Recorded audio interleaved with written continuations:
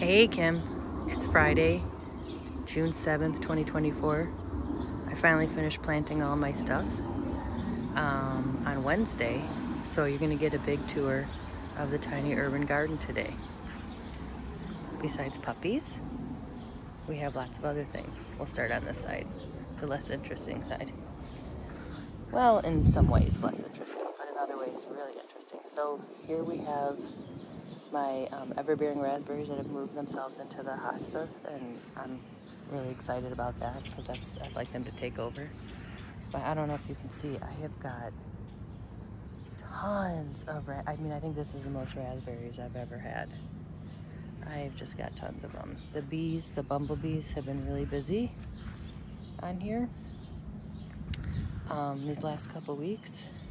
It's been great coming out here and seeing that because for whatever reason, I guess because I don't have plants, the right kind of plants, this time of year I don't have much blooming, like the middle of May until early June. So here's a nice giant milkweed. I don't know, the last couple years the milkweeds, they just pop up wherever they want over on this side. And the problem is they're always filled with like ants and aphids, and I don't really get any eggs on the ones on this side. I've got a lot of common blue violet that's already bloomed. And then you see here on my wild climbing rose bush, we've got lots of buds.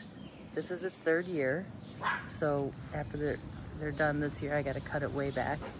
And mixed in with that is the native clematis that's gone crazy too, which I'm going to really have to cut back. And then I got a few more milkweeds back here, and the violets have really taken over in this little empty patch, so that's great. It's good to have natives in there instead of just dirt. Okay, so we'll start all the way on this end. Over here we've got the gooseberry, not native, but a food plant.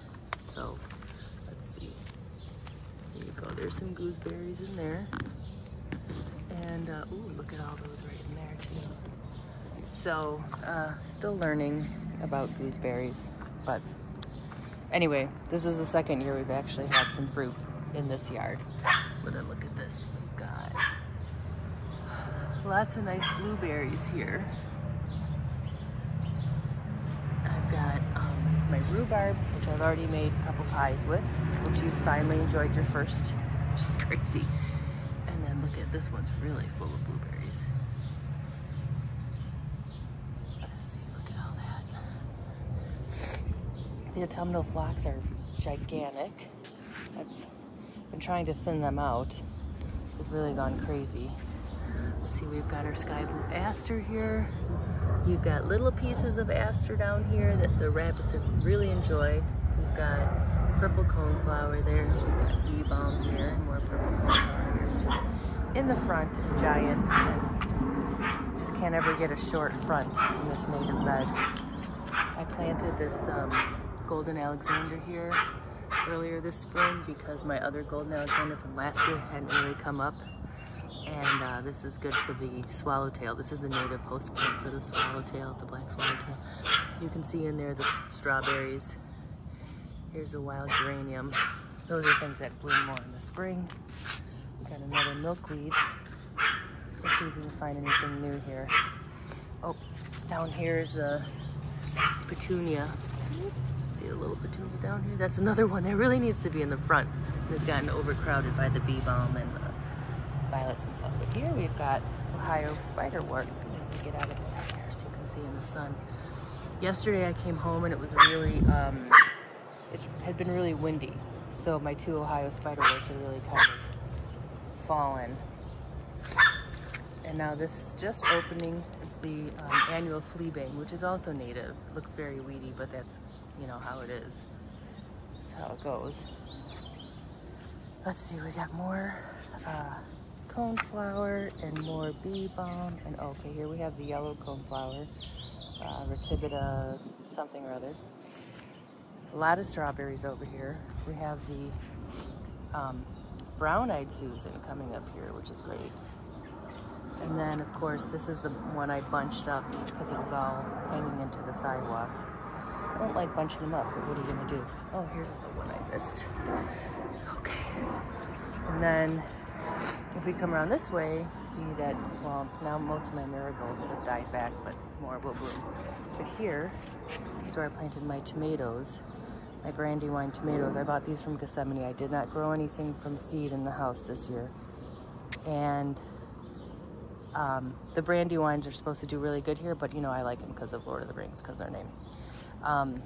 So I also elevated them on those cinder blocks, most of them. And then here we have a sweet banana pepper that I also got from Gethsemane.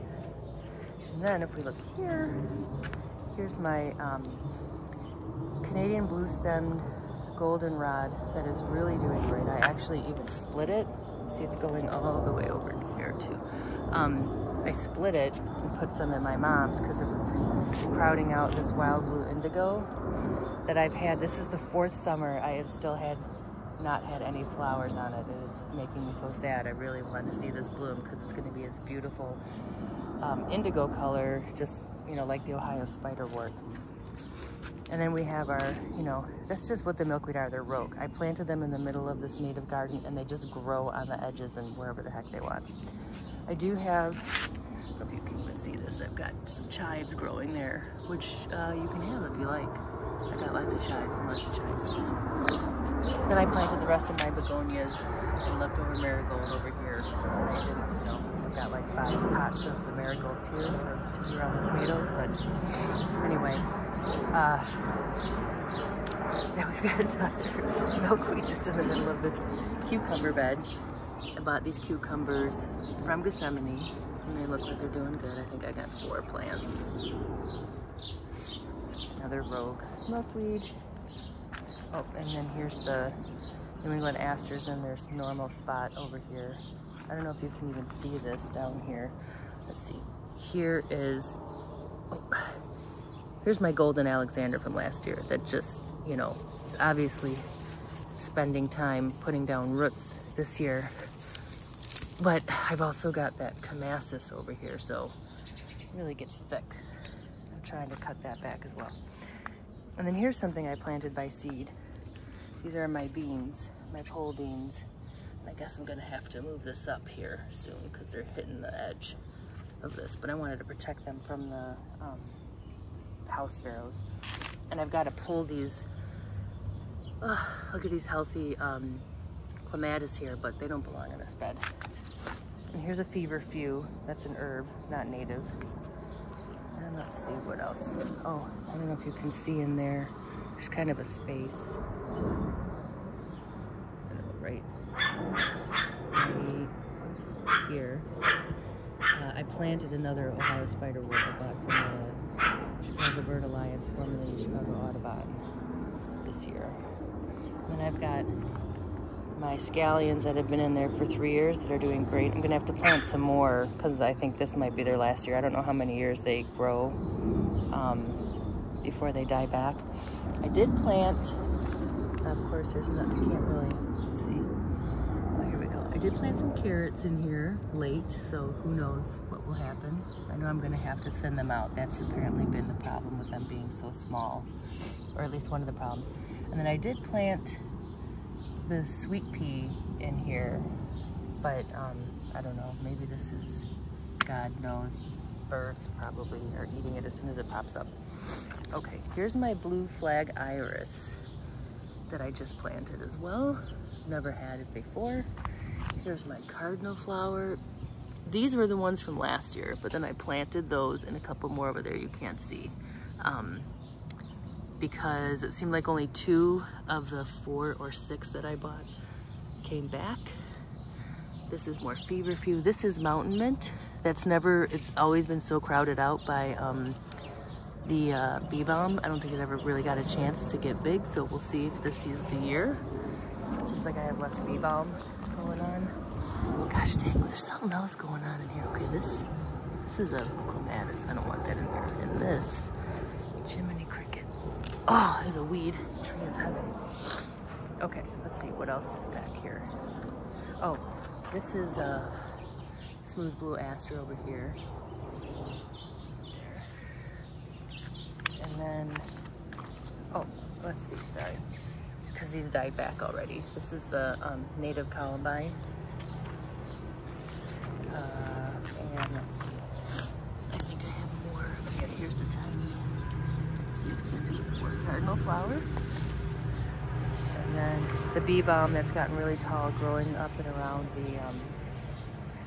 the phlox. And then there's more. This is a different aster. I'm not even sure what it is, but it kind of came here on its own and got really big last year. And the bees really liked it, so I didn't pull it out. All right, that is the backyard. Let's see. Let's come around this way because I want to show you the front yard too, because we do have some stuff going on there. I want to just get you the full tour. I know, very exciting stuff.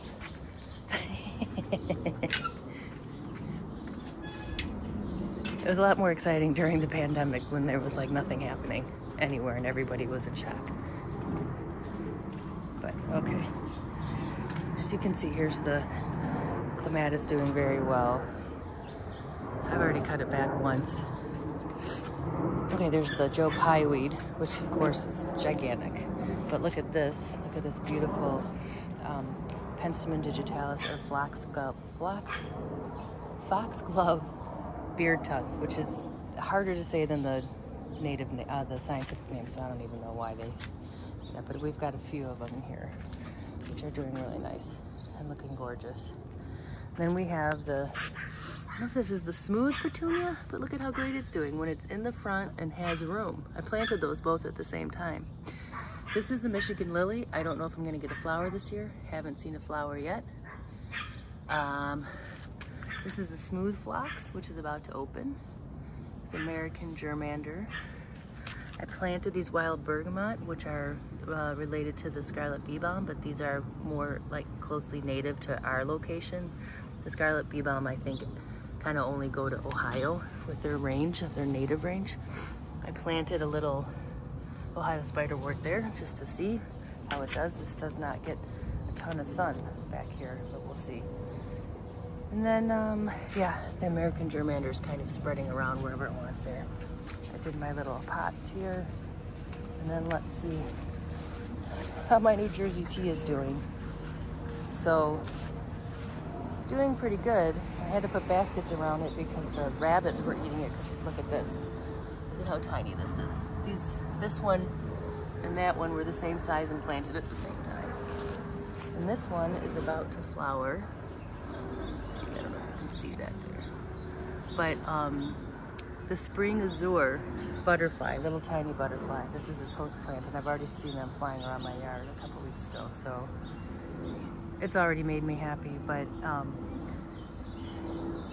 the other thing it is it's a feeding plant for hummingbirds. Right, that's it. How's that for the native garden, the tiny urban garden? I'll talk to you later. Cheers.